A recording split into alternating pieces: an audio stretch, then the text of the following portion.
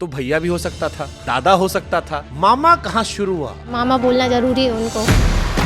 मामा जी अच्छा कर रहे हैं, बच्चों के लिए भी कर रहे हैं।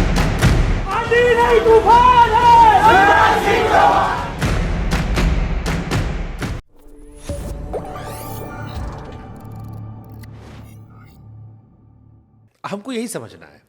आमतौर पर नेता लोग जो होते हैं कहते हैं भाइयों बहनों, तो भैया भी हो सकता था, दादा हो सकता था, मामा कहाँ शुरू हुआ? ये नाम किसने दिया? आपने खुद तय किया था, किसी ने बहनों ने दिया था? और मामा ही क्यों हुआ? भैया क्यों नहीं हुआ? दादा क्यों नहीं हुआ? मैं पहले पाँव पाँव वाला भैया भी रहा, क्योंकि मैंने अपने क्षेत्र में पदयात्राएं काफ़ी की थी लोगों को जगाने के लिए, गरीबों के संघर्षों के लिए। जब मैं युवा मोर्चे का काम करता था जी, तब भी मैंने पदयात्रा का एक बहुत बड़ा कार्यक्रम दिया था, क्रांति मशाल यात्रा। लेकिन एक दर्द बचपन से मेरे सीने में था। मैं अपने घर में देखता था, अपने गांव में देखता था, बेटा और बेटी में भेद किया जाता था। और ये भेद कोई और नहीं करता था, कई बार माँ भी करती थी। चाहत होती थी बेटा पैदा हो, बेटी का मतलब बोझ है, बेटा कुल का दीपक है, बुढ़ापे की लाठी का सहारा है। अब वो कुल का दीपक और बुढ़ापे की लाठी का सहारा होगा कि नहीं होगा, इसकी कोई गारंटी नहीं थी। बुढ़ापे में सहारा देगा कि लठ मारेगा। और मैं ये मानता हूँ कि बेटी जब तक जिंदा रहेगी उसकी हर सांस माता पिता के लिए चलेगी। लेकिन इसके बाद भी बेटियों के साथ भेद क्यों? ये दर्द मैंने बचपन में महसूस किया, अपने परिवार में महसूस किया, अपने गांव में महसूस किया। जब पति पत्नी का झगड़ा कहीं हो जाए तो पति कोई अधिकार था कि वो थप्पड़ या लाठी उठाए और पत्नी को पीट दे, तो मन में दर्द होता था, पीड़ा होती थी कि एक ही भगवान ने बेटा भी बनाया, बेटी भी बनाई, स्त्री भी बनाई, पुरुष भी बनाया, फिर ये भेद क्यों, ये बराबरी क्यों नहीं? और ये दर्द धीरे धीरे बदलता चला गया इस भावना में कि कुछ करो बेटी के लिए। तो मैं जब थोड़ा बड़ा हुआ तो मैं ये बात कहता था, बोलता था मैं बचपन से। एक जगह सामूहिक विवाह का एक कार्यक्रम हो रहा था, मुख्य अतिथि के आने में देर थी, मैं कुछ नहीं था उस समय, मैं पढ़ता था कॉलेज में। तो मुझे कहा कि तब तक तुम बोलो। तो मैंने यही बात कही कि देखो बेटा बेटी को बराबर मानो, बेटी के बिना दुनिया नहीं चल सकती। तो एक बूढ़ी अम्मा उठ के खड़ी होगी, बड़ी बात कर रहा, बेटा बेटी को बराबर मानो, बेटी को आने दो, बेटी आ गई तो शादी में दहेज का इंतजाम तू करवाएगा क्या? बात बड़ी बड़ी करते हैं। तो मन में ये बात बैठ गई कि केवल बोलने से काम नहीं चलेगा, बेटी जब तक बोझ रहेगी तब तक दुनिया उसको पैदा होने से रोकेगी। और मैं जब थोड़ा सक्षम हुआ, विधायक बना, तब मैंने तय किया कि मैं अपने क्षेत्र की जो गरीब बेटियां हैं उनकी शादी करवाऊंगा अपने मित्रों के सहयोग से। पहली शादी मैंने की थी 1991 में, 91 में। एक बेटी के माता पिता दोनों नहीं थे, अनाथ हो गई थी। और उस गांव में मैं जब दौरा करने गया विधायक के रूप में, तो गांव के लोगों ने कहा शादी तो हमने तय कर दी है, लेकिन कैसे करें, पैसा नहीं, तो सरकार से कुछ पैसे दिलवा दो शादी के लिए। तब एकदम ऐसी कोई योजना थी नहीं। मैंने कहा शादी कब है? बोले परसों। मैंने कहा सरकारी सहायता में तो बरसों लग जाएंगे। तो मन में तुरंत पैदा हुआ कि तू कर, तू विधायक है तो तू ही पालक है, अगर इस बेटी के माता पिता नहीं है तो। वो पहली शादी की तो मुझे इतना आनंद आया कि मैंने फिर हर साल बेटियों की शादी शुरू की। जब अगले बार मैं सांसद बन गया अगले साल ही, और उसके बाद मेरी शादी हो गई, तो हम पति पत्नी दोनों मिलके साल में एक बार बड़ी श्रद्धा से मित्रों के सहयोग से शादियां करते थे, जिसको भोपाल में सब जानते हैं, कई पत्रकार मित्र भी उन शादियों में गए। मन में ये टीस और दर्द बना रहा कि बेटियों के लिए, बहनों के लिए कुछ करना है। और जैसे ही मैं मुख्यमंत्री बना तो मेरे मन में सीधा आया कि बेटी को बोझ नहीं रहने देना।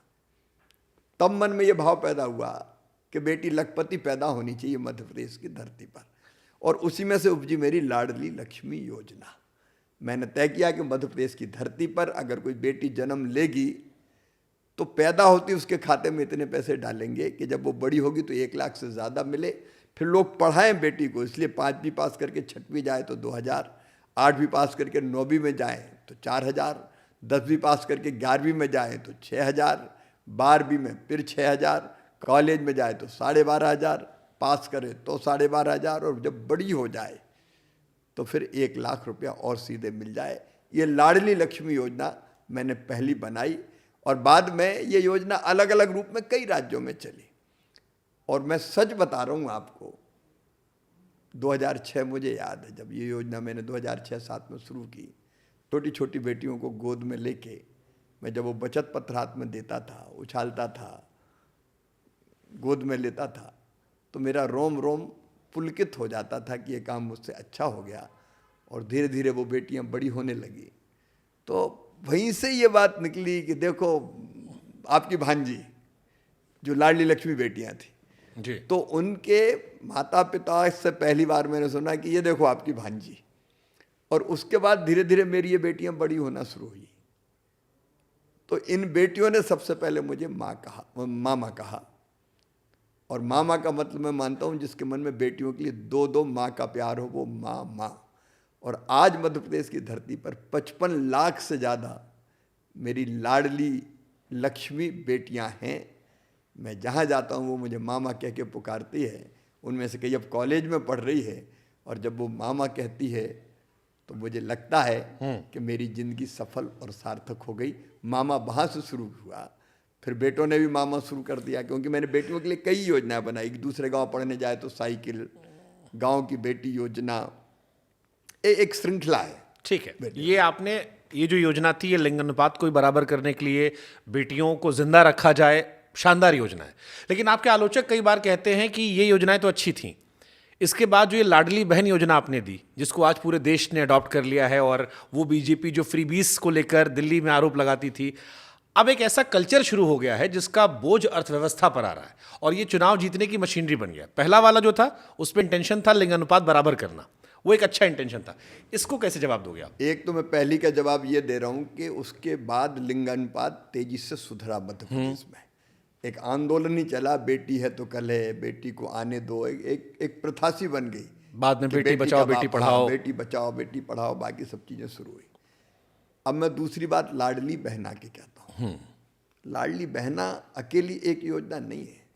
लाडली लक्ष्मी महिला सशक्तिकरण का, बेटियों की सशक्तिकरण का प्रारंभ थी। मैंने फिर दूसरी योजना बनाई, मुख्यमंत्री कन्या विवाह योजना, कन्यादान योजना। क्योंकि बेटी वो बूढ़ी अम्मा के शब्द याद थे कि शादी में दहेज का इंतजाम क्या तू करवाएगा।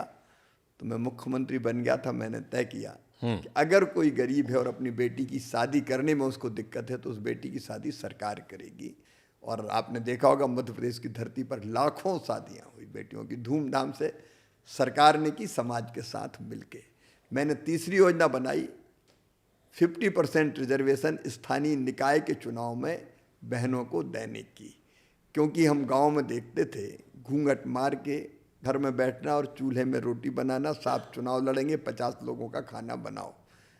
घर से निकलने की आज़ादी भी कई बहनों को नहीं होती थी। मुझे लगा जब तक राजनीतिक सशक्तिकरण नहीं होगा तब तक बहन पूरी तरह से सक्षम नहीं होगी। मैंने चौथी योजना बनाई, अगर आप मध्य प्रदेश में देखेंगे, मैं बचपन में देखता था वो मजदूर बहनें जो गरीब होती थी, मजदूरी करने जाती थी, बेटा बेटी के पैदा होने के 2 दिन पहले तक मजदूरी करती थी। और बेटा बेटी को जन्म देने के बाद 8 दिन का बच्चा नहीं होता था कि फिर अपने बच्चों को या तो घर पे छोड़ के या खेत की मेड़ पर रख के फिर मजदूरी करती थी।